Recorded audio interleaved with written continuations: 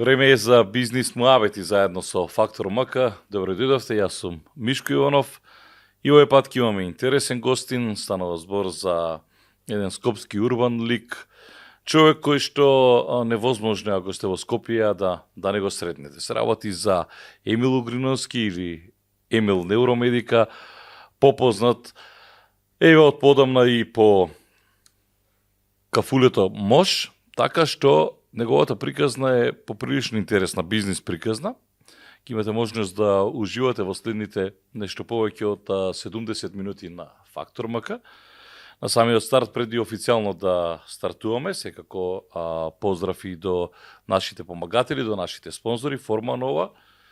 Имате комотно, имате така достапни цени, имате буквално се оно што ви треба за вашиот дом, како што имаме и ние за овој наш дом, за овој наше студио. Форма Нова е заедно со нас. Почнуваме со бизнис муабети, како што реков наш гостин Емил Угриновски. Добре дојдовте. Добро ве најдов. Во бизнис муабети. Во бизнис муабети, да, благодарам на поканата. Се надевам дека ќе уживаме во денешниот разговор и ќе размениме едни искуства животни. Па јас не можам на тике, не можам да те пофатам, значи стоматолог, ракометар, менаџер. Највеќе кај се најдеш во мене? Ја не знаев дека си стоматолог дипломиран. Па да, многу има луѓе. Не знаеш дека си економиста по вакација. Да, многу ми намисла дека немам ништо допирна точка со медицината, за среќа јас ќе ја речам. За да бидеш присутен во медицината и треба некоја едукација да имаш. Јас имам имено завршено стоматолошки факултет во Скопје и завршено орална хирургија специјализација, тоа значи дека сум орален хирург. Меѓутоа, веќе 10 години моите обврски не ми дозволуваат за жал да работам по струка. Инаку долги години работев и можам работев, и работев доста години, па речи си 15 години работев како орален хирург. И бев сериозно добар орален хирург, неблагодарно е да се каже за себе, меѓутоа го зборува и колегите, нормално и пациентите. Меѓутоа обврските кои ќе ги ставиш, јас уживав во работата стоматолошка, значи посебно во орално хируршката, бидејќи орално хируршката во што си учел ми исполнува, го опушта мозокот. Додека ја правам операцијата се фокусирам само на операцијата, воопшто не посветувам внимание на други, нити размислувам за други работи, тоа ме опушта. И тоа со текот на времето врските беа такви да морав за жал да ги прекинам тие работи и да се посветам само на менаџерската работа. Ве форсира од дома? Не. Јовица цело време? Никогаш, не, да бидам искрен, затоа ја отидов, да бидам искрен, јас не случајно избрав стоматологијата, за да бидам различен од моите родители. Значи, не сакав медицина, токму за да не кажат, еве го овој сега, таткото е доктор, мајката е докторка и синот мора да биде нели доктор, зборам општа пракса, и затоа избрав стоматологијата. Така да и не погрешив.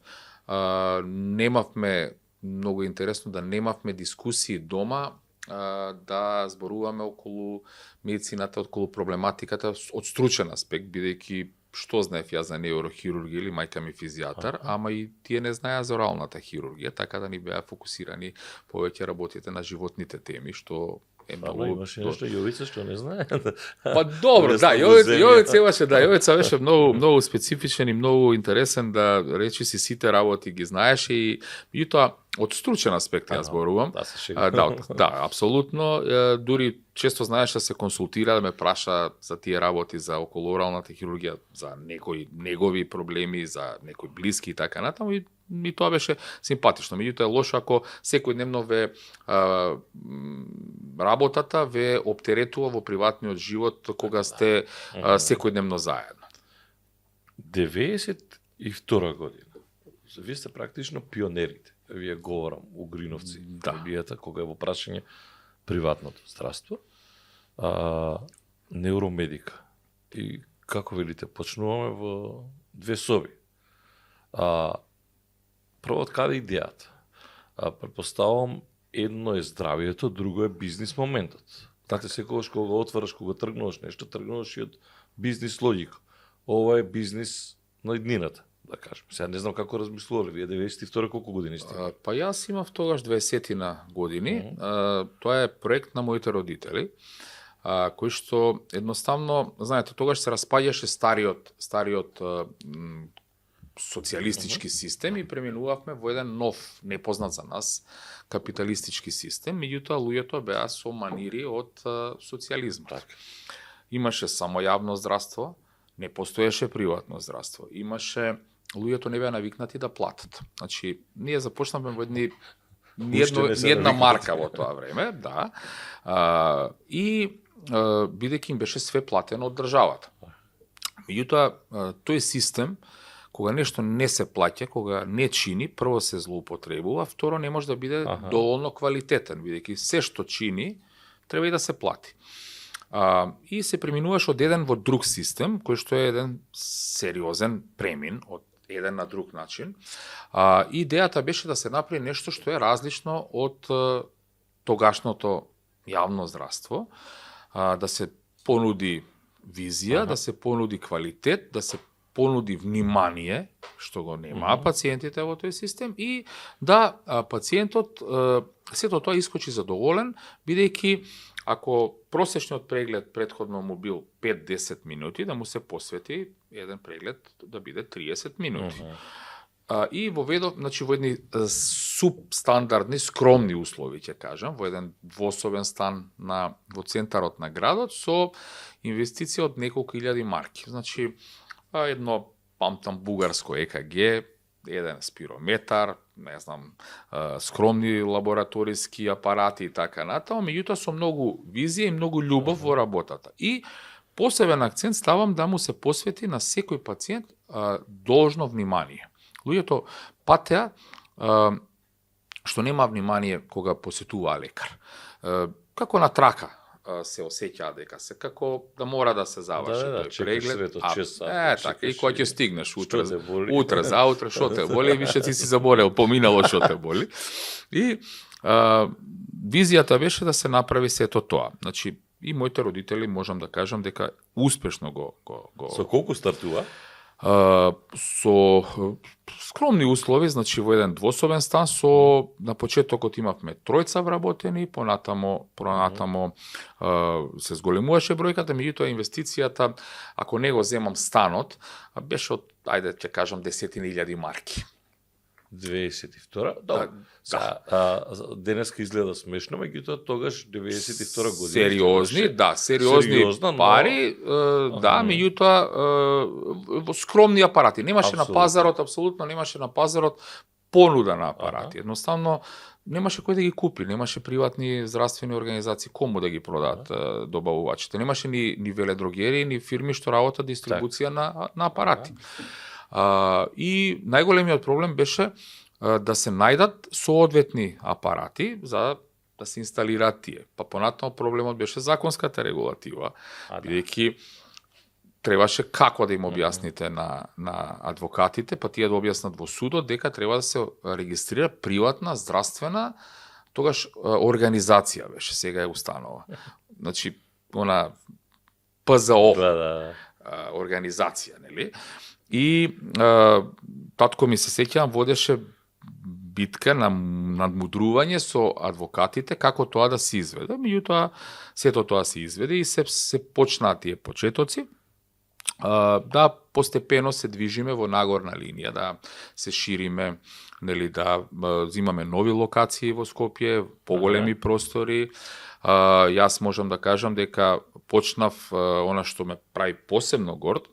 Јас почнав од најниската скала. Значи, не ми беше срам, дури кога ја земавме локацијата во аеродром, јас почнав во ординацијата, просторот што беше зборувам, деловниот простор, јас да го средам од технички аспект, она што беше од претходните собственици што го имале, што оставиле, да не речам, да ги отстранам ѓубрињата што беа тамо, маси, столови, руината и така натаму, и не се срамам што сум почнал од една долна скала, ми било репер да се движам нагоре, бидејќи условите беа такви и нормално бизнисот беше многу мал, за да имаш, како и моите години, зрелост и мудрост, да можам да идам понатамо, требаше да почнам од некоја скала. Истото го секаде повторувам, бидејќи Ако не ги поминете сите скали, како ќе знаете како изгледа доздолу. Па тоа е правилно. Во секој Апсолутно. бранш, во било кој да си можеш да почнеш од Така, почеток. така е. Да понатамо почнеме да се шириме и да инвестираме. Инвестицијата во почетокот беше тоа што отваравме нови простори, за да се отворат ординации, треба да се исполнат некои технички услови, карактеристики, значи довод на вода, во секоја ординација, санитарни чворови, да се купат нормално бироа, столици, лекарски преглед, така. Апетитите и амбициите. Меѓутоа сепак ќе кажам, сето тоа беше скромно. Луѓето се навикнували на почеток. Знаете како, ние направивме нешто што бевме пионери, да имавме едно правило, секој пациент кој што ќе дојде да плати по една германска марка. Пола евро, сега 30 денари. И плаќаа луѓето, бидејќи излегуваа задоволни. Значи, тоа беше партиципацијата која што требаше да учествува во платите на вработените, во струјата, во водата. Што прави за 30 денари да ме прегледа, да си направам ове со угриновски или со... Баш така, или со некој од докторите, апсолутно.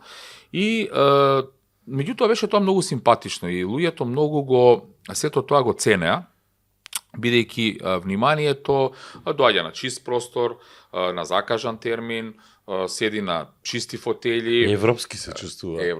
Не чекаме сега од 6 сега, ќе се потегнам од било кое село и ќе чекам ред да ми дојде. Посебно тие што доаѓа од надвор од Скопје, значи знаеа дека ќе завршат работа, па ќе имаат време да испазарат, да се прошетаат и така натаму. И се движевме во нагорна линија, а нормално се менува условите, се менуваше системот. Не е тајна, предпоставувам, јас се обидувам преку оваа емисија да разбијам некој табуа и гледам дека горе-долу луѓето говорат. Тргнувате со 10.000 марки, колку денес вреди Неуромедика после 32 години? Овака, значи, сега јас не сум размислувал, ќе ви кажам, ние сме имале многу понуди да странски инвеститори да ја купат Неуромедика. Да. Пред некој ден случајно со моите менаџери седевме и разговаравме и некаде стигнавме до бројка, ако не сме ги заборавиле, 27-28 потенцијални инвеститори. Можам да кажам дека во моментот вредноста со се зградата е преку 15 милиони евра. Знаете, нашата зграда е еден прекрасен објект, огромен во центарот на градот, кој што има самиот тој објект вредност, а и самиот бизнес, нели? Апсолутно, да. Тоа све што го имаме и така натаму. И сега ќе се надоврзам, пошто јас ја знам, никош не ја цениш својата работа затоа што немаш потреба. Меѓутоа, кога ќе дојдат инвеститори, треба да седнеш и да разговараш за некоја одредена цена. Кога ќе седнеш да разговараш за некоја одредена цена, ќе видиш каде што ти размислуваш, што тие размислуваат. Зарем би ја продал Неуромедика? Не, значи ние зборуваме, јас вака велам, во бизнисот нема нешто што не се продава и нешто што не се купува. Има само сериозна или несериозна цена. И тука лежи зајакот. Како беше на се што не може да се купи со малку пари, може со многу пари, да, и баш е тоа така. И јас велам, ако утре дојдам да ја продам, ќе си направам друга. Тоа е така, но колку емотивно си врзан со Неуромедика. Значи, целиот мој живот е поврзан со тоа и не е едноставно. И ние Емил го знаеме, Емил Неуромедика. Значи не е едноставно, така, апсолутно. И Јовица веќе не се идентификуваше колку што Емил се идентификуваше. Така и е. И емотивно сум врзан, бидејќи во прашање се 32 години. Значи, тоа е многу повеќе од половина од мојот па и младост, и зрелост, и се имаш и сите работи, апсолутно, да. И меѓутоа затоа велам, не постои нешто што нема цена и не постои нешто што не може да се ако се погоди да се купи или да се продаде. Истото било и за други бизниси. Јас кога сум влегол, кога сум купувал, кога сум продавал и така натаму. Меѓутоа има нешто што треба човек кога работи во бизнисот треба да биде фокусиран да спие со проблемите и со успесите. Значи, тоа е она што ме направило, ја направило Неуромедика успешна. Јас сум легнувал со успесите среќен или со проблемите да ги размислам и утредента сум станувал попаметен и помудар за еден ден, за да можам да ги одлучувам работите. Секогаш сум ги преспивал големите работи, секогаш сум ги оставал на мудроста, викав денеска е убав ден или денеска сум помудар за еден ден. Да. Здравството е дефинитивно една од темите во Македонија, за која што се многу зборува, помеѓу образованието како еден од клучните столбови на една држава, и во здравството навистина има многу пари кои што се вртат. Говорам генерално. Е бизнис или? Видете, не би било бизнис ако не го работам. Значи, јас го работам. Не за вас. Генерално, дали здравството во Македонија? Апсолутно е бизнис. Може би најмалку во Македонија, секаде повеќе, меѓутоа све е бизнис. Многу е битно како ќе ги поставите, како ќе го направите да биде успешен бизнис. Знаете, Македонија е многу мала земја. Во Македонија последните 2-3 години, ајде до пред 5-6 години, имаше многу пациенти од странство. Претежно беа косовари, меѓутоа беа многу, значи таа бројка од 1,5-2 милиона жители во Македонија, а не се ни толку, се додава уште 2-3 милиона од околниот регион, нешто Јужна Србија, нешто Косово, претежно од Косово и Албанија. И се сведуваше на 4 милиона. Значи Македонија е мала земја. Во Македонија ние сите се знаеме, значи и е мал пазар. А кога имате мал пазар, све многу повеќе чини. Многу е лесно дистрибутерот на Siemens за, ајде ќе земам Романија, кој што има 23-4 милиони евра, кој што продава 20 Siemens магнети годишно, да ги набави по многу другачија цена, отколку дистрибутерот во Македонија, кој што продава прашање дали еден годишно, која цена ќе доби. Ние во Македонија сите апарати ги купуваме многу поскапо. Чинат многу поскапо. Значи поскапо и од Германија, поскапо и од Америка и така натаму, а цените се многу пати помали, пониски отколку што се таму. А морам да кажам и дека веќе и примањата во Македонија не се такви како што беа до пред 3-4 години. Значи промените се условите. Каде повеќе се манипулира? Во државното здравство, во приватното не може, затоа што еден е газда во наводници кажано или собственик и не може многу маневрски простор да има, но државното здравство останува некако рак рана, особено е последниот случај, може би не мораме да го експлоатираме со онкологија, претпоставувам секој нормален човек се чита меѓу редови, јасно е што е направено таму и се надевам дека ќе има успешна завршница затоа што го калјат образот прво својот, мојот, бидејќи сум медицинско лице и на сите здравствени работници.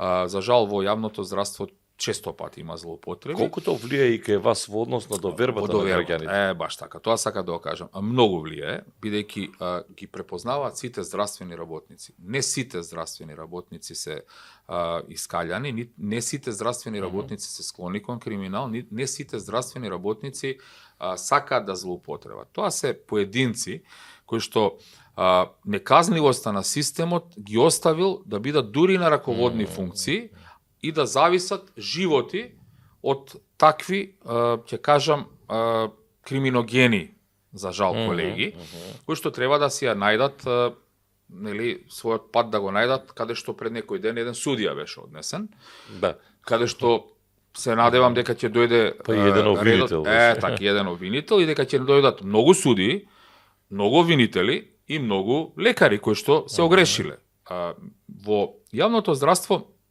има огромна разлика со приватното здравство, бидејќи таму пациентот речиси не плаќа ништо или плаќа некоја минимална партиципација и сите доктори сакале не ќеле се полни. Бидејќи системот генерира да мора да му се наполнат амбулантските термини. Меѓутоа не сите доктори се добри. Значи, за да успеат во приватното здравство, успеvaат само оние најдобрите, бидејќи нив ги бараат како по препорака, а оние што се средните или, за жал, има и доктори кои што не се квалитетни или доктори кои што не сакаат да им се посветат на пациентите, тие не може да работат во приватното здравство, бидејќи никој нема да оди. Сум имал во мојата 32 годишна кариера огромен број на доктори кои што сакаат да преминат во приватното здравство и да се нудат и да кажат, јас сум полн.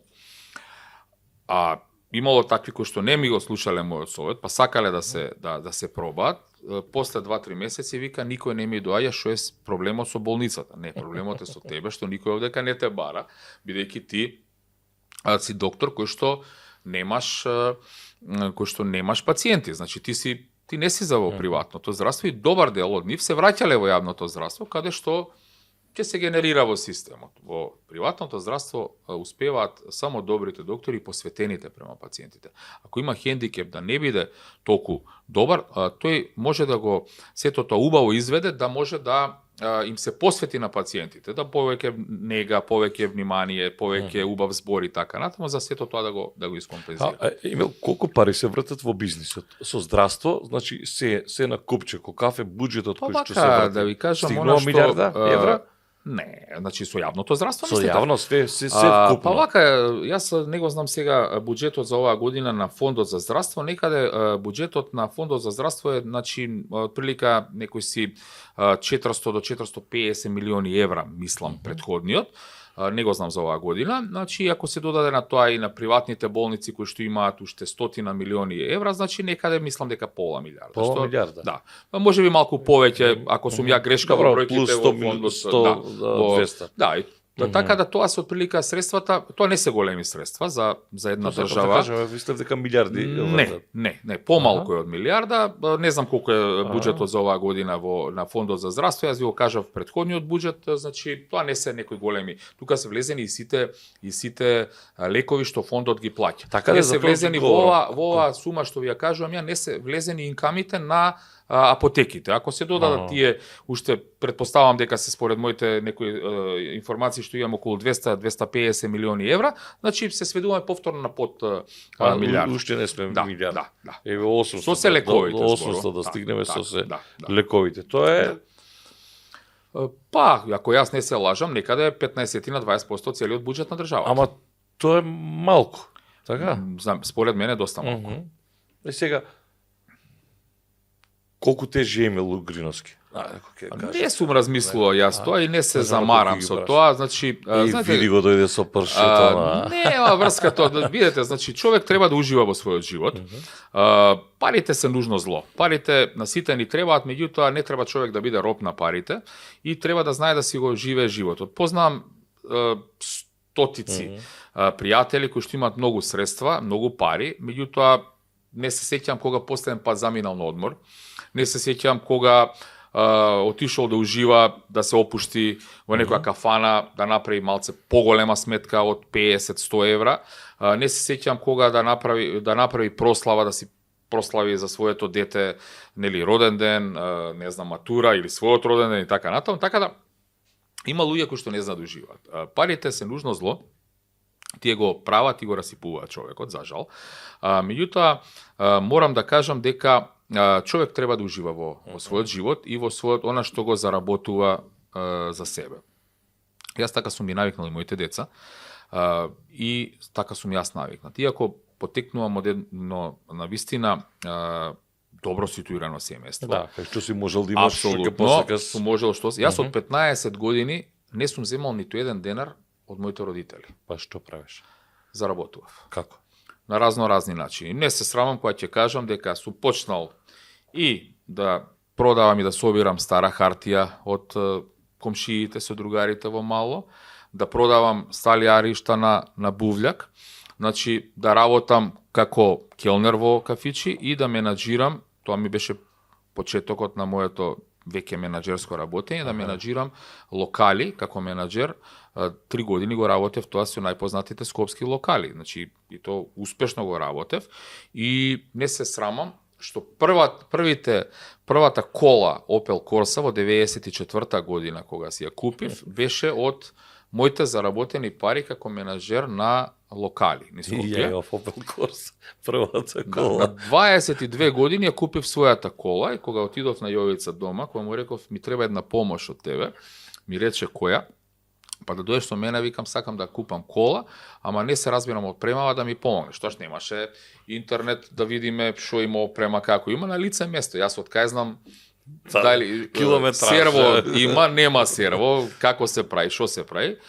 И му викам на Јовица да дојдеш. Јовица ми го постави прашањето, од кај бе ти толку пари, јас му ги фрлив парите на маса и вика, се надам дека не си ги украл. Не, викам, ти знаеш што работиш и знаеш како сум ги заработил. И не дојде со мене, ме остави сам, за да се мучам да идам да купам. И првата кола, беф ја купив сам. и бев горд на тоа што си ја купив сам на своји 22 години. Да, и апсолутно. И знаете, во животот треба човек да проба да не се срами. Срамот е да краде и да злоупотребува нешто. Не ми е срам да кажам дека сум собирал и стара хартија, дека сум продал и на бувљак, и дека сум бил келнер, и дека сум бил менаџер на локали. Баш напротив, ме прави горд. Така сум научил како да менаџирам на 21-2 години, како да менаџирам со персонал од 30-40 луѓе во сериозни локали. Значи, сум ги работел сите скопски локали во тоа време што беа Шема, со еден мој партнер, кој што бевме долги години заедно, и ќе кажам, мојата и неговата приказка, исто заработувавме, бидејќи ги делевме парите заработени.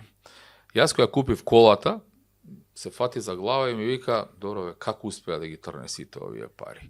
Вика, јас пред неколку дена тргнав 20 марки на страна. 20 марки. Јас тргнав 23-4 марки, беше првата курса. Значи, за цело време, ама не идев после локалот у диско, па да потрошам 200 марки. Не идев да заглавам да се запијам до 6 сат. Да.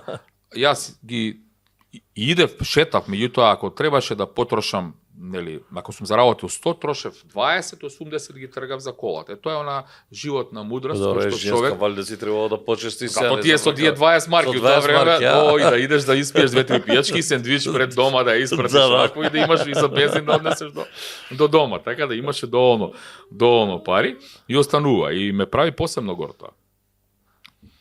Што е она што најмногу ти прави кеф, на пример? Сега можеш да си дозволиш, како велиш, парите и да ги имаш, треба да знаеш да ги уживаш. На што ти прави кеф највеќе? Баш со сите кои разговарам, некој сака да фрла онака пари на музика, не знам.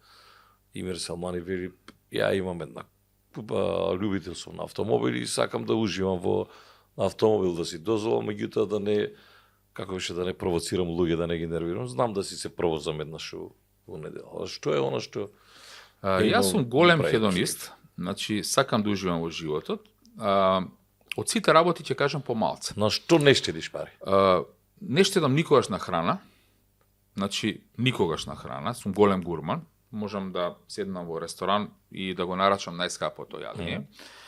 Можам да купам најскапото јадење од продавница за да го донесам дома или да припремам на гостите. Значи, сакам многу да патувам, сум го поминал речи си целиот свет на сите екзотични места и ме прави, ме исполнува тоа, бидејќи среќавам различни култури и извлекувам поука од различните тие култури.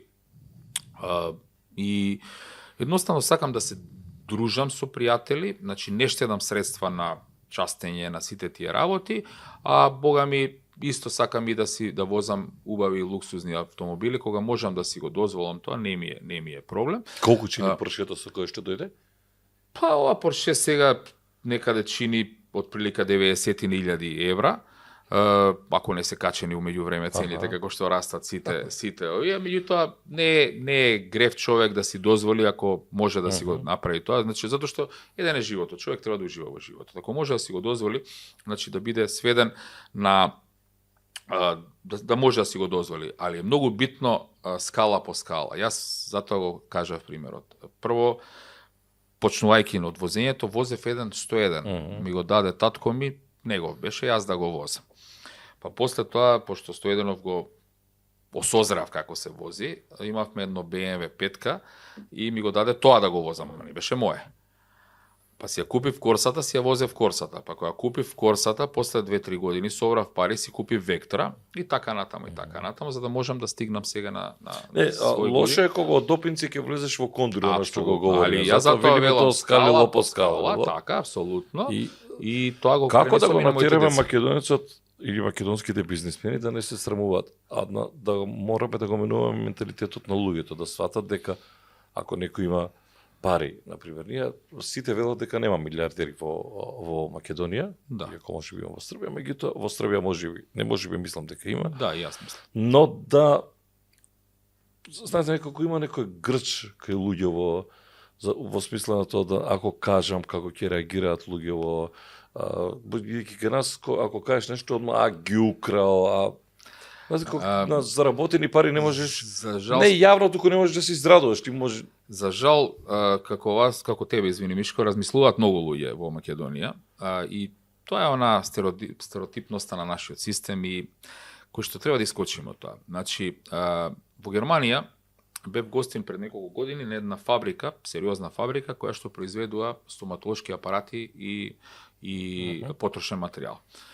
И не внесоа од еден влез кај што колите околу беа Ford, Golf, Passat и така натаму, кај што пониска класа, постари возила. А ни излеговме од другиот влез бидејќи шетавме фабриката каде што видов и Porsche и Lamborghini и останав зачуден. Викам, добро, како ви е ова вака? А вика, овие возила се на работниците. Имаме уште еден паркинг, кај што е на middle менеджментот, а овој паркинг е на директорите и на собствениците.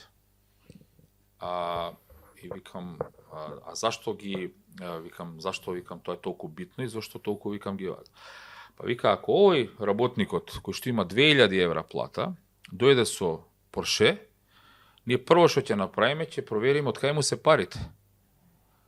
Да не случајно ни краде од фабриката материјали и апарати да купи Порше. Дали се разбираме? Значи, треба секој да се види како ги заработил и дали ги заработил парите, а не да се срами од тоа што го заработил за да може да го презентира. Значи, има луѓе кои што се уште живеат во таа стереотипност, вози да не паѓа во очи, вози возило од 5000 или 10000 евра. И кој ќе го прашаш зашо ве возиш, па да не паѓа во очи. Ама не сега ти стои Мерцедесот паркиран од двор, ти се возиш со некој кол, се потиш. Што си го купил? Неа гледам потребата што си го купил Мерцедес? Од срам. Или нешто не ти е чисто. Така. Или што си го купил? Што си го купил? Што ќе рекли комшиите сега? Форет сега мора да се Тоа доаѓаме. Да, јас многу една добра анегдота, е вистина.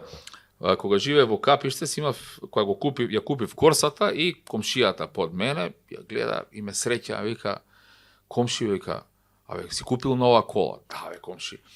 Ја мамбе од каде? Викам, комши, сега се заработува.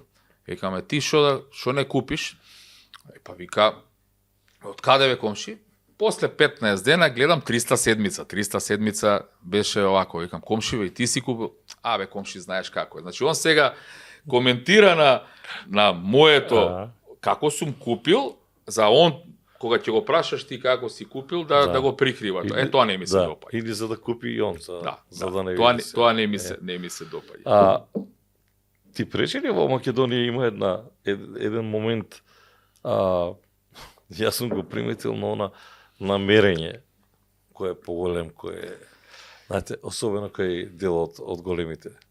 Да, мислам дека тоа, меѓутоа, знаете како, мислам дека тоа веќе е зад нас. Дека помина тој период, има се уште луѓе, ќе има нормално, него има само во Македонија. Тоа, значи, пред 15 на дена бев во Дубај. И тоа го има во Дубај. Кај што има, прочитав, 68.000 милионери. Не милиарди, милионери. А Дубај, према популацијата, баш отворив да видам, има 3 милиона жители. Од тие 3 милиона жители, колку проценти? Ова мене ми излегува на 2%. Значи 2,5% се веќе милионери. Тоа го има тамо, а тек во Македонија. Што друго да кажем. Ама се мислам дека тоа со тек на време постепено се намалува, дури и исчезнува. Конкуренцијата не те плашеше кога е невробедиково прашање? Никогаш. Некако стануваме ги споменати од Косово луѓе кои што доаѓаат, но се отворија поприлично бајаги приватни болници, и тоа сериозни, и тој медицински туризам условно кажано е како се развива, меѓутоа тие стануваат некако поголеми стана од Емил држи некое оно ниво, не оди, како да кажам, нели во, сега да не ги именувам, претпоставам ги знаеш конкурентите. Никогаш не ме плашила конкуренцијата, значи секогаш го зборувам, баш напротив ме мотивирала. Значи кога ќе видам, мене не ме плаши нелојална конкуренција, бидејќи извинете, лојалната Лојал. конкуренција, која што ме плаши нелојалната конкуренција. Што е нелојална конкуренција? Нелојална конкуренција е некоја ординација која што ќе формира непазарни цени, или која ги прави, или која ги прави испитувањата аматерски, полу лабораториски испитувања, колку да ги земе парите на луѓето. Ама сето тоа е со некоја нелојална цена. Мене ме стимулира лојална конкуренција, од која што можеш да видиш, нешто да научиш, и секогаш ме мотивирало и воопшто не ме плашело. Значи, знаете како, во Македонија има само во Македонија, во целиот свет има 3 категории на болници. Имате големи болници со над 200 лежеи, имате средни болници кои што имаат и имате мали болници.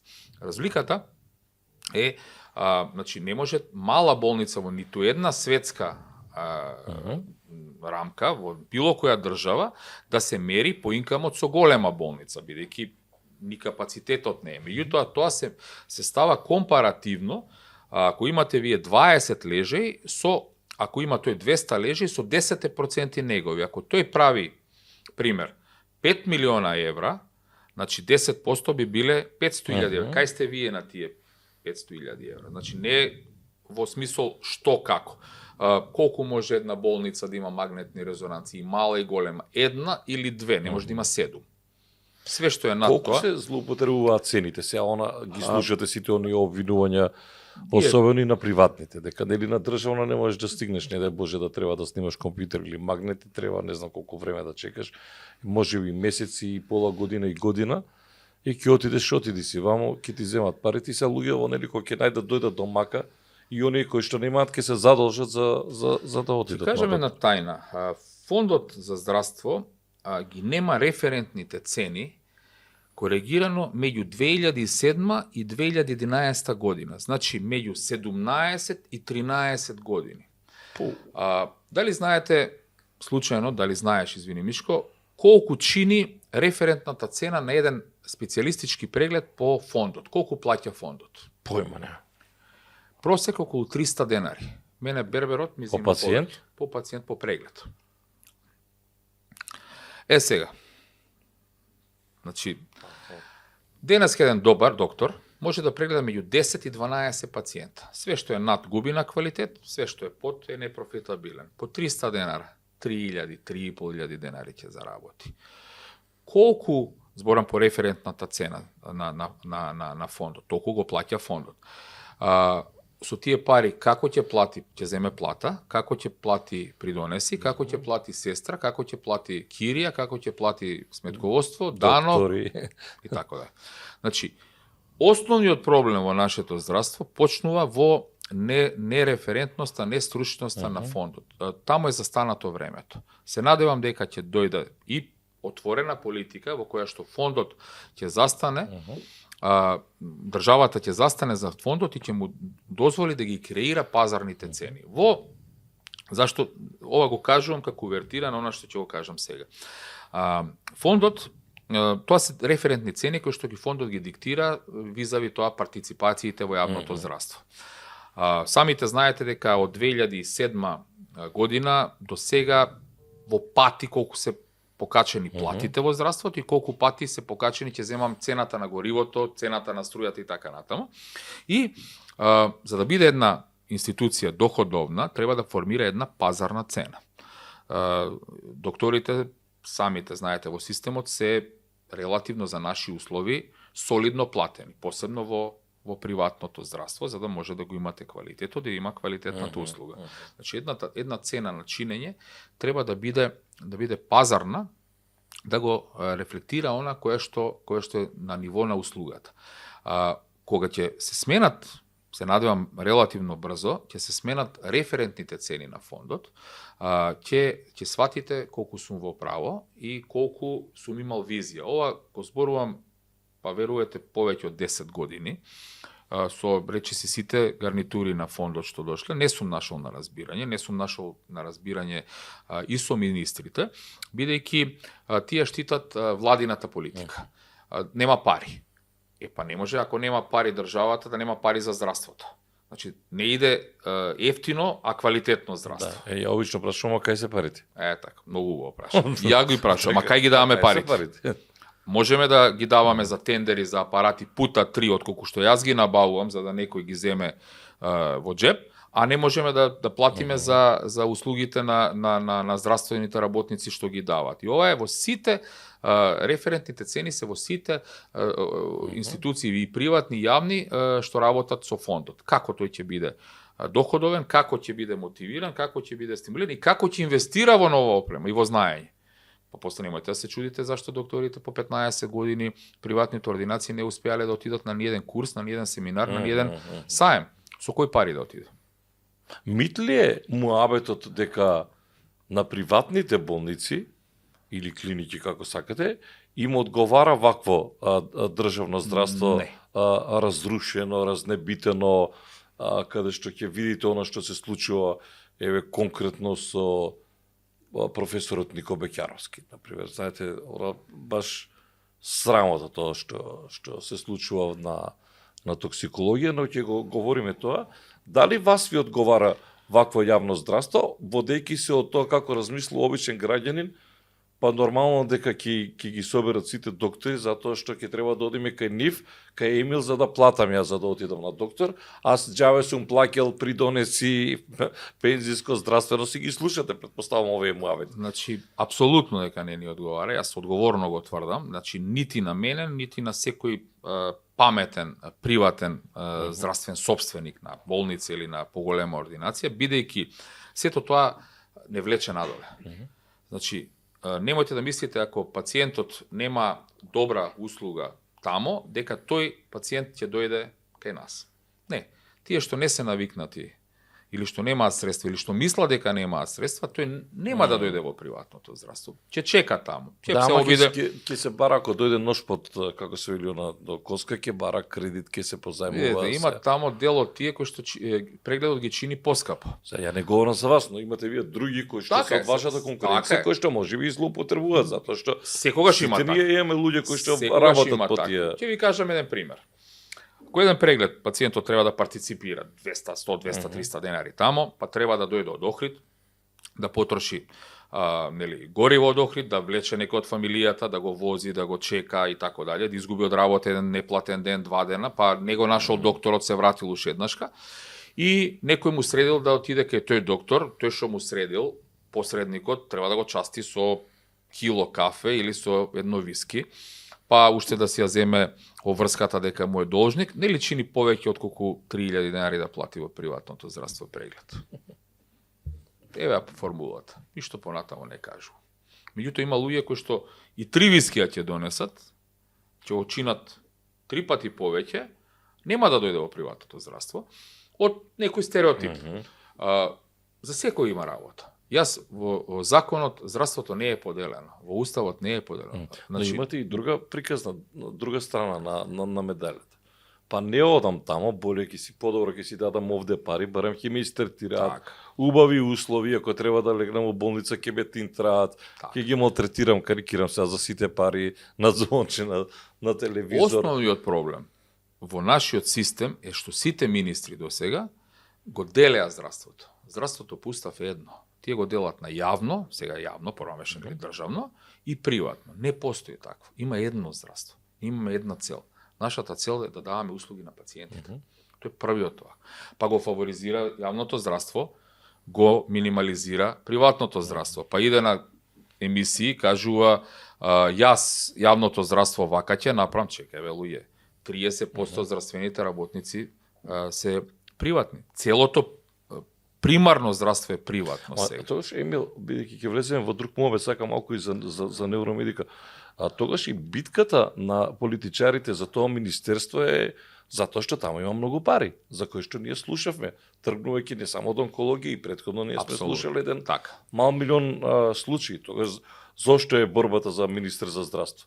За поделба на пари. Ја нема да го коментирам, мудро ќе си преќутам, зашто јас не сум се нафатил за министер. Мислите дека сум немал прилика, дека не сум имал понуда? Имале? Да, не сум сакал. Да? Не сум сакал. Успешен министер ќе биде оној кој што ќе дојде кој што работел и во јавното, и во приватното здравство, за да направи компарација. Се надевам дека идниот министер, пошто имам некои информации, ќе биде човек кој што работел во двете и во јавното и во приватното и ќе знае визијата. Што му фали? Дека ова може да се оправи? Не мора да кажеш како. Ова државно здравство. Мислам дека може да се оправи со добра политика на владата и со добар министр. Видите што се случува на токсикологија. Абстрахирајте се од тоа дека сте како обичен граѓани. Како ви делува вас?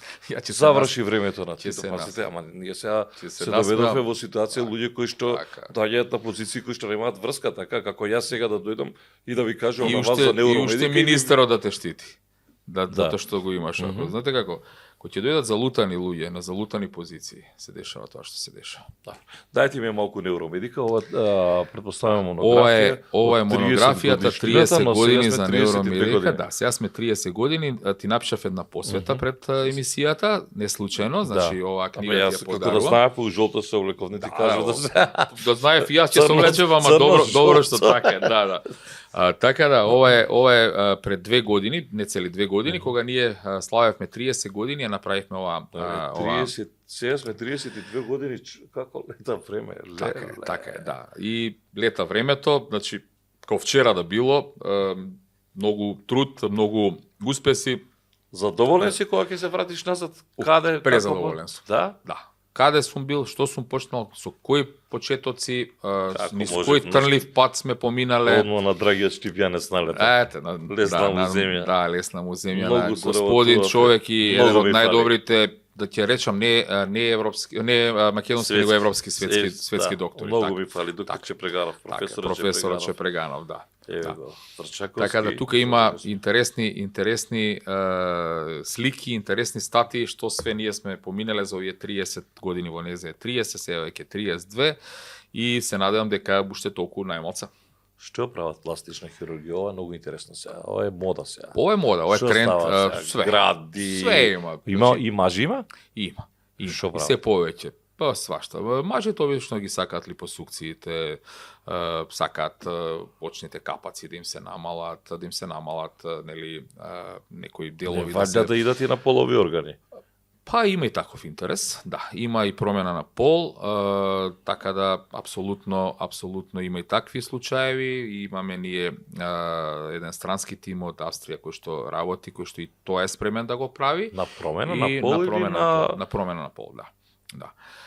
И кој што се навистина светски тренд на доктори кои што ја работат во светски рамки. Са Македонија малку конзервативна средина, меѓутоа има интерес. Јас барем знам десетина кои што одат и на пластична хирургија, кои што буквално се средуваат себе си од глава до петици. Има се повеќе и повеќе. Во светски рамки е тоа многу повеќе прифатено, меѓутоа се движиме. Веќе се движи Македонија, го фаќа тој тренд. Порано беше хигиена или тренд? Не, видете, или каприц. Ај сега ќе одам, ќе средувам, сега да не употребам некој збор. Не можам да влезам во психологијата на луѓето, да кажам како размислуваат. Ако човек не е задоволен од својот нос, никој не му брани да си го коригира. Ако жена не е задоволна од својата големина на гради, или се преголеми, или се премали, не е грев да го направи тоа, баш напротив го поддржувам.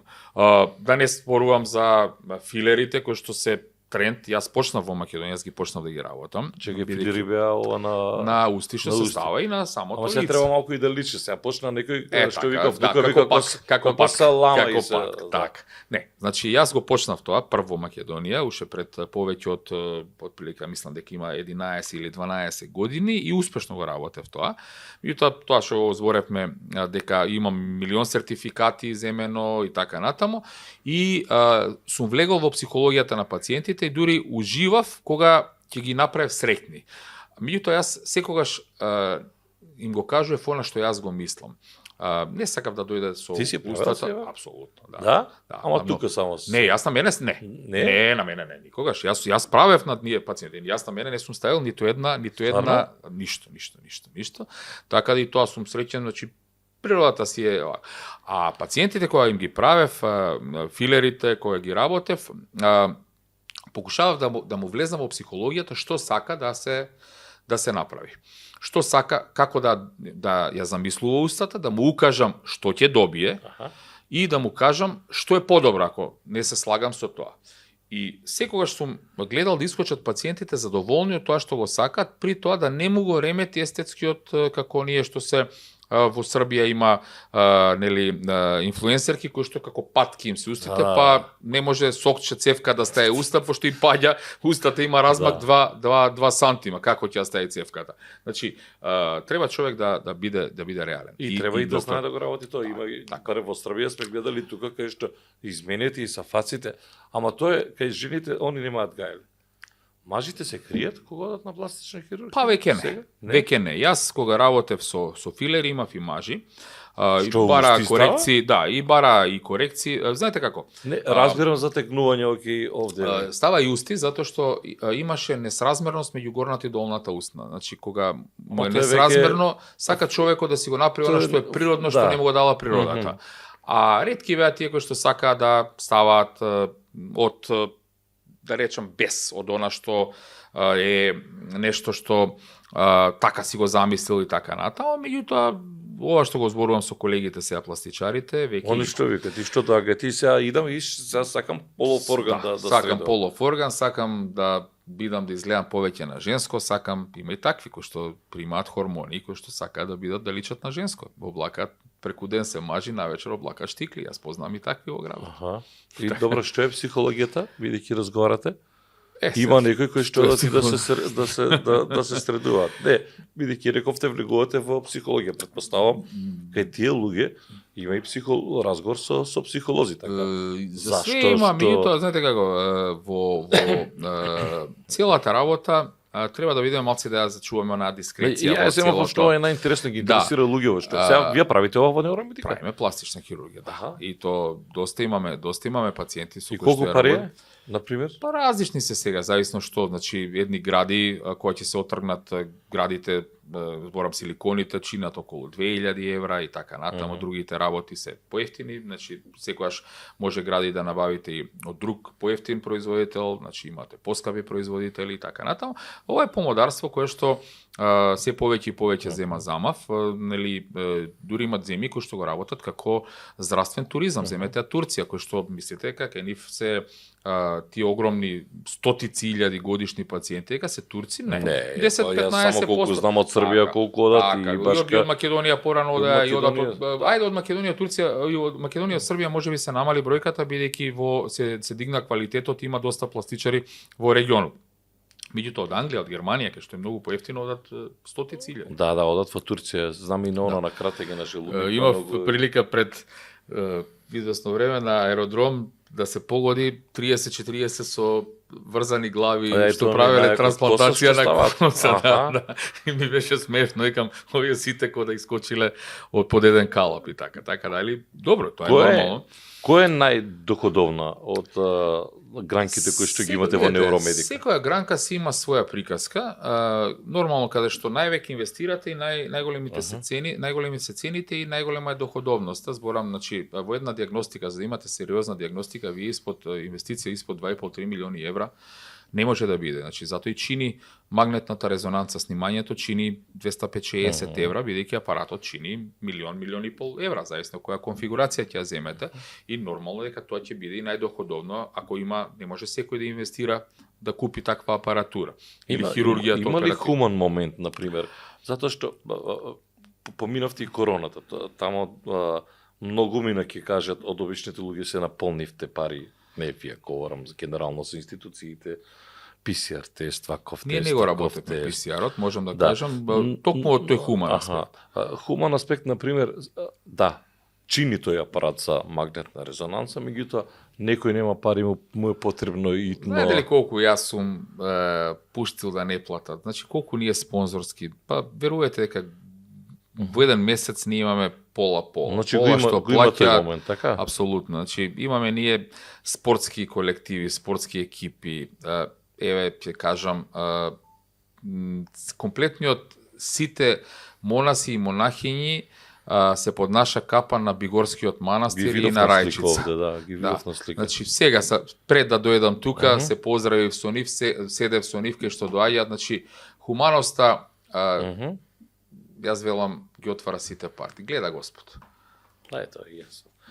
А низ Македонија како сте? Кочани, Штип, Така, Битола, значи, тоа беше тренд кој Куманово? што тоа беше тренд кој што ние почнавме, јас почнав уствари кога комплетно И го Тетово, преземав така? Овие се менаџирањето, 1, 2, да, 3, имавме 4. ние во прво почнавме да се шириме во Грција, бидејќи сакав да Влај веќе го нема, само да Влај кажам. го нема и ги нема, ќе ви кажам сега, значи ќе ти кажам уствари, 2005 година го отвори во Грција и беше хит како прва македонска инвестиција во Грција. Дури во Грција имаш? Да. И во Грција, значи, влегов со грчки партнери, како прва македонска инвестиција со брендот на Евромедика и така натаму, што беше еден успех кога му кажував на тогашниот премиер Груевски како влегов, прво ми викаше ме зецаш. Па после овако и кој им кажував на пријателите како сум влегол, што сум влегол, дури мисля дека не ја зборувам вистината. Па понатаму почнав да се ширам 2006 во Куманово, па во Кочани, во Кочани беше, па во Битола, па во Штип, па во Тетово и така натаму. Значи, основниот проблем во Македонија, во малите места нема за кого и нема со кого да. Значи, извелам за кого се намали бројот на популација. Тоа беа друга времења. Еден огромен број од луѓето си селени. Земете една Битола. Преполовена е зимно време. Кој доктор ќе го земете? Прво е мал изборот на докторите. За кого? За еден диагностички центар да работи, треба да има популација меѓу 100 и 300 илјади жители. Па ние Кој град има во Македонија над 100 илјади? Никој освен Куманово може да има со околината и Тетово. Нас Куманово ни остана, сите други со тек на време ги фузиравме во Скопје само остана во Куманово, бидејќи тука ни е дистанцата најмала, за да може и да патуваат некои доктори од тука, да може и една као поголем регионален центар, сите други ги фузиравме кога отворивме болницата, за да може да бидеме на едно место, да бидеме подостапни и така натаму. Добро ви се платени докторите? Па да, јас ќе кажам дека се солидно. Секогаш може подобро, значи секој добар менаџер знае да ги стимулира со добра плата и со бонус. И сега малку ви беше ова, отидовте и во Мош, така? Да. И нокен клуб, како сакате наречете. Сега ќе се вратиме на Што е, не можеш на 90 на почетоците. 92-3, значи јас кога сум го менаџирал тоа, сум почнал тамо и го знам човече или? Не, убаво спијам и мирно спијам, да. Не за тоа, ама ова е одговорност. Ама и ова е одговорност. И другото е одговорност, значи многу мина ме праша зашто влегов тамо, значи затоа што сами сте или? Таму сум со партнер, со мојот партнер Владко, кој што сме двајцата, значи тој има и помалку од такви искуство од такви работни бизниси или задачи. Влеговме во тоа што видовме дека на Скопје му фали малку промена на ноќниот живот. Значи цело Скопје иде во Белград. Иде? Цело Скопје иде во Солун. Порано Белград идеше во Скопје. Сега ние направивме да ги донесеме тие што одат пејачи, да ги донесеме во Македонија. Ние донесовме еден куп српски пејачи кои што во Белград нашите одат, донесовме грчки пејачи и нормално ги активиравме македонските пејачи. Пред 5-6 дена ми пееше Четкар. Четкар е еден бренд кој што е меѓународно признат, е наш Made in Македонија, а кој што е надвор признат, зашто да не може да биде во Македонија. И дечкото помина одлично, перфектно, свири една музика која што е специфична и која што нема прилика. Да, меѓутоа тој джез што тој го свири е непознат за Македонија, а е македонски изведувач. Зашто да не си го цениме своето? Зашто да не ги во Македонија тие се имаме обратна приказка. Цела Јужна Србија ми доаѓаме.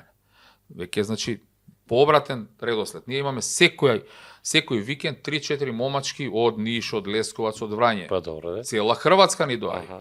Биејќи тие не сакаат да одат во Белград. Чекам, Мош има две сега или едно? Не. Едно е Мош, другото си остана АБЦ, ние не сме таму со Свеници, апсолутно, да, ние сме во она што е оригинално. А зашто и ова се вика Мош или? Не, тоа е сменето, тоа се вика АБЦ. АБЦ.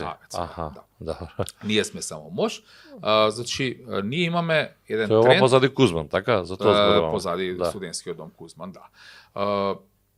Тоа е релативно тежок бизнис, бидејќи бара доста ангажман, бара прво многу луѓе, ние имаме сериозна и кујна, значи треба сето тоа да се испорача, да има сериозно јадење, да има сериозна услуга, да има огромен број капацитет на луѓе кои што доаѓаат, значи да биде од безбедносен аспект покриено, од организацијско, технички, од сите аспекти да искочат сите задоволни, при тоа да ги донесеш тие сите познати пејачи кои што се во наредниот месец имаме 3-4 пејачи што се брендови, значи брендови балкански. И сите тие поминуваат кај нас одлично, луѓето ги прифаќаат и мене ме прави посебно среќен дека го направивме обратниот тренд. Нас да ни доаѓаат странци. Ама тоа беше идејата? Заедничка беше идејата. Идејата се роди сосема случајно. Тогашниот менеджер што беше иницијатор да влеземе и така натаму.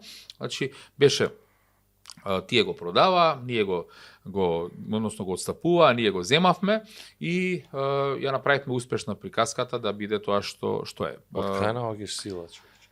Јас и знам сега. Не се уморуваш, не сериозно сега. Мора да човек да има баланс и издувен вентил. Значи, балансот мора да го направиш. Значи, мене ми е болницата примарна работа. Огромен дел од моето време и активности ги посветувам на болницата. Иако имам и други бизниси кои што се во позадина, кои што се помали и ми одземаат сепак некое одредено време, меѓутоа мора, имам меѓу другото, значи имам и апарт хотел во Охрид. Јас сум првиот македонец кој што инвестираше во Банско, во хотелот со 5 звезди, не сум собственик, сум таму акционер на еден дел. Значи имаме некои со синот, имаме заеднички бизниси со градежништвото кој што он ги почнува, тој е, значи затоа сум ги децата научил да работат. Син ми го има Гиро хаус, значи најпознатото Гиро во Скопје, кој што е негов стартап проект, веќе 2 години го работи тоа, и сум ги научил децата да не зависат од мене. Колку деца имат? 2. 2? Да.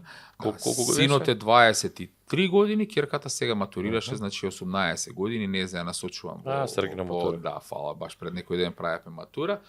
Синот го отвори Гирото, таму беше стартап, сега припрема втор вакво, работи одлично, перфектно, значи јас се гордеам бидејќи ќе биде како што татко ми се гордел со мене. Јас се гордам што тој ќе биде поуспешен од мене.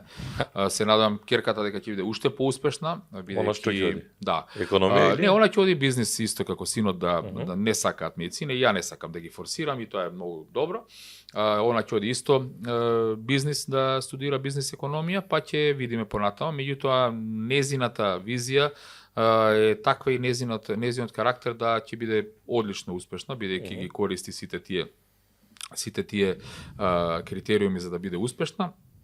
Синот е веќе етаблиран. Ние, еве сега последниот наш проект е инвестиција во Грција на две куќи со две вили со базени, кои што ни се целта ние да инвестираме на вториот крак во Ормош Панагијас, кај што ние класично систем на туризам, значи на издавање, и се надевам дека не сме погрешиле во инвестицијата, веќе интензивно работиме, тамо се гради, се надевам дека наредната сезона веќе ќе стартуваме со првите гости и ќе покаже дали сме биле во право. Значи, од аспект на луксузни вили и се надевам дека и најмалку со македонските туристи, нели, дека ќе работиме со доста со странци и така натаму, така да човек кога влегува во другите земји веќе осеќа дека е успешен и дека знае да ги работи тие работи и дека може да парира. Знаете, и Бугарија е членка на Европската унија. Јас 2009 кога влегов, сите ме правеа дека сум луд, дека не знам кај сум влегол. Еве го 15 години функционира, јас имам редовно дивиденда, дури. А кој хотел е? Во Лаки Банско. Во Лаки Банско сум во Банско. Знаеме да се ама апсолутно, да. И после мене влегува доста, Има сега проблем дека нервоза ги фаќа нашиве да не идат во Бугарија? Не. Можеби тоа е стереотип. Јас Мишко, никогаш не сум доживел, ама никаков личен проблем, нити во Србија, нити во Бугарија, нити во Грција. Не, немам ни јас, но знаете, секаде кажувам дека сум македонец, значи секаде кажувам дека сум од Македонија. во Бугарија никогаш не ми направиле проблем, во Србија никогаш, во Грција може би имало 2-3 пати да се намуртат така со овако, меѓутоа сето тако ти симпатично го кажеш, тоа се нормално и политиката, нека си ја тераат политичарите. Значи, не може мене некој да ми го промени психологијата дека сум ја македонец. Јас секогаш ќе бидам македонец. Сум се родил македонец и ќе бидам македонец. Не можам јас северен да бидам или јужен или западен. Јас сум македонец. Емил, дај ми го ракометот. Играше ракомет, ја не знаев, си играл Металург, сега си во не играш повеќе. Да, нормално. Но беше во Металург во оние славни денови, така кога беше Червар. Така. Сега си во Вардар? Да, сега сум председател на управниот одбор на Зашто Вардар. такво предавство си направил Металург? Не сум направил предавство, не. Јас сум од првиот момент кога мојата гарнитура го земавме Металург, прво играв за Металург долги години, кога прекинав релативно млад заради сите овие активности со студии. Крилца си играл по висината, така? Да. Играв крило и то одлично, десно крило играв квалитетно и така натаму. Бидејќи рано престанав, после тоа го формиравме оној шампионски тим на Металург, што играше во Лига шампиони со таа екипа, да, од 2005 до 2011 се повлеков, бидејќи имав една повреда на ногата која што ме оддалечуваше од активностите и после тоа значи бев и во меѓувреме бев и директор на женската ракометна репрезентација бев неколку години, да бидејќи Металург замре, како Металург да влезам минатата година да бидам председател на управен одбор во Вардар. И едноставно сум соживеан со ракометот, ги знам сите. Стварно сам со некој ќе се враќа во Вардар? Па не, мислам дека се спекулации. Барем јас она до сега што го знам. Ако има нешто што не знам, може би грешам. А Вардар ќе се крева пак кога што беше или? Видете, за еден успешен спорт во една држава, за врвен спорт, мора и државата да помогне. До сега зашо на Вардар да помогне, зашо не на Пелистер. Значи зборуваме за брендови. Видете, јас сум со собствениците на Пелистер сме многу блиски луѓе. Ние не сме ривали, ние сме прво јас сакам да биде јак Пелистер. Јас сакам да биде било која македонска екипа јака. Колку брендови има во ракометот во Македонија? Во моментот се Вардар и Пелистер. Да. Вардар е поголем бренд, значи резултатите го направиле од причина што освоил 2 пати да биде европски првак. Значи, не е помалку во Македонија бренд Пелистер. Меѓутоа во рамките на Европа, на светски. Што ви се плановите, бидејќи ние, знаете како, државата е таа која што треба да помогне, општините се тие кои што исто така треба да помогнат како што помагаат во помалите места и државата треба да помогне да го дигнеме спортот. Сите спортски екипи во Македонија се онолку успешни колку што ќе имаат пари кога ќе искочат надвор. Значи, за успешен спорт во меѓународни рамки треба пари. Зашто последните години нашите спортски екипи се малку успешни надвор? Бидејќи немаат пари. Државата е таа која што треба да даде пари. Еден ќе ви го кажам, еден Веспрем во Унгарија. Тоа е државен проект. Добро, ако гледаме така и Звезда и Партизан, условно кажано одлично кажано. Апсолутно. Вардар своевремено беше ако сум со Ненко државен проект, и тоа е еден вентил за луѓето да се издувуваат и за викенди, и за вака. Направиме ние успех, како што направивме со Вардар, да направиме во било кој спорт, мора државата да даде. Ќе даде. Сигурен сум дека новата гарнитура го разбира спортот, сваќа, се јавува патриотското его, не срамота. Егото се дига преку спортот. Значи, егото се дига преку спортот. Ако имаме ние квалитетен спорт, ќе го дигнеме егото. Ќе застанат прво играчите да пеат химната, ќе застане публиката да пее химната од 5, 10, 15, 20 илјади грла. Сетете се како беше пред 10 на 12, 15 години со ракометот, кога идеа по 15, 20 илјади јас бев тогаш доктор на машката репрезентација на Македонија, кога ни доаѓа во Вараждин, ни дојде пола Македонија, во Задар ни дојде. Јас бев и во Загреб идевме. Сакам да кажам дека ракометот секош полнил, дури и Вардар полнеше своевремено. Ќе се вратат тие, ќе се Европа говорам за фудбал. Ние сме мала држава, мало стопанство, ни најуспешните фирми не можат многу да дадат пари, значи верувај. Тоа ми е друга тема, не го прифаќам тоа. Ќе ви кажам зашто. Не може Македонија да даде 15 милиони да биде кил. Која фирма во Македонија може 15 милиони евра да даде? Загреб да функционира? Значи Динамо Загреб е друг проект. Ама како може Звезда да функционира, Партизан да функционира? Колку пари дава државата? Добро. Затоа велам друга е темата. За крај, едно прашање го оставив не е дека нешто е како да кажем, како изгледаше моментот на атентатот на Глигоров кога го увикна Јовица? Беше свесен тогаш?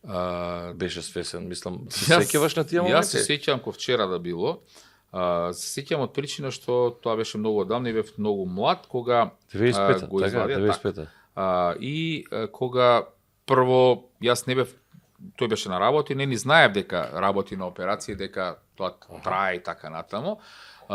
Сватив после 2-3 дена кога дојде дома, кога кажи, кога јас во животот никогаш не сум сакал да имам обезбедување, кога ни ја чува целата фамилија во позадина од обезбедување од полиција. Тогаш сватив дека колку е сериозен ситуацијата и колку е сериозен пристапот. У суштина тоа беше ради татко ми кој што беше операторот за да го. А тој дома беше или на работа беше кога? Првите 2 дена беше цело време на работа кога се деси тоа, а после тоа нормално човек треба да дојде да одмори. Кога му јавија беше на работа, не, кога се случи? На работа. А да, тоа беше негде Сабајле беше 90 часот, да. Дека беше на работа. И јас ја сватив сериозноста кога видов дека нити знам нити овако, дека идат по мене луѓе од полиција ме чуваат и така натаму, па прашав дома за што се работи и така натаму, тогаш јас сватив сериозноста и сум среќен што заврши сето тоа позитивно. И кога се врати дома? Го прашуваше? Го прашував. Како изгледаше? Многу не ми кажуваше. А како изгледаше вако? Уморен, исплашен? Изгледаше доста, прво од една страна уморен, бидејќи 2 дена немаше спиено, а од друга страна беше среќен што му го спасил животот и што беше сигурен дека ќе биде добро. Иако требаше неколку дена да ја помине таа криза. Му било страф? Глигоров? Апсолутно. После сме зборувале затоа што меѓутоа тој бил толку сигурен дека ќе биде успехот. Насочено на рефлекторите сите во тебе, сите чекаат. Сите чекаат и не најголемата која сме го зборувале било кога вика искочив надвор кога требаше да дам изјава. Вика ја што да кажам кога јас ја заврши својата работа, се тука веќе е малци Господ. Така да тоа му било најтешкото што сакал да го каже, меѓутоа морал да го каже. Јовица беше кандидат за градоначалник. 10 за Јовица. Емил Килди? Па не знам дали знаеш, јас бев 12 години бев советник. Не за градоначалник, знам дека беше советник. Не, имав понуда тогаш. Во исто време кога Владо Тинекс, ја гледав вчера синоќа кога се припремав за емисијава да видам концептот како е. Во исто време кога Владо Тинекс прифати, јас не прифатив, отиде и не сгрешив. Јас бев 2 пати носител на листа за советници и не сгрешив. Третиот пат така прифатив нерадо третиот мандат. Поминав 12 години во советот на општина Карпош и прво ме прави среќен што немам ниту една дамка зад себе и нити имам, нити некој може да најде, нити постои такво нешто. Што доста проекти помогнав бидејќи градоначалник и совет си го знаат своето мало, својата општина и си ги знаат сите твои работи, си ги знаат сите проблеми, ги знаат и комшиите. И така е најдобро да се функционира. На државно ниво, што знам јас сега што се дешава во Струмица. Не сум бил неколку месеци, нели. На локално ниво, многу добро знам, јас сум жител на Карпаш. Многу добро знам што се дешава. Кај мене у Бардовци, и тука знам и секаде. Значи, секоја уличка знаеме, секоја шахта кај е отворена, секоја дупка која не е закрпена. Тоа е тоа. Да. И благодарам што беше дел од овие бизнис појавите, мислам дека наставува некои теми, сигурно ќе се гледаме и понатаму на разговори. Фала. Интересен за разговор, има што да кажеш, затоа и реков на почетокот Урбан, скопски лик или македонски лик, сега не знам како тоа ви годи, ви пречи. Прво ќе кажам скопски, помало, па ќе кажам и македонски, значи македонски кажам од патриотски побуди, а ќе кажам скопски од локално патриотски. Да. Карпошанс. Така. Да, и значи прво ми годи тоа затоа што Скопје стана еден голем град, ќе кажам велеград. Јас кога сум роден и кога сум растел, се знаевме сите. Сега веќе преминуваме да се помалку и помалку се знаеме, за жал, значи има многу луѓе кои што е голем градот и така натаму, меѓутоа остануваат духот на градот, па се сведува на тоа. Токму е тоа на приказка зошто ја го направив и го проектот Мош. Сега тука се јавува одговор. Ќе се видиме сигурно повторно и благодарам многу и посакам со невраме дека успех. 32, некода 64 до 100 и натаму нека продолжат. Ами ние да сме живи со нив, да. И ние да сме живи со нив. Ти посакам многу успех пред се на тебе и во кариерата и во се она што грабатиш. Фала ти. Секој добро исто посакувам. Емил Гриновски, гостин во Бизнис Муабети, ви благодарам што не гледавте. Довидување.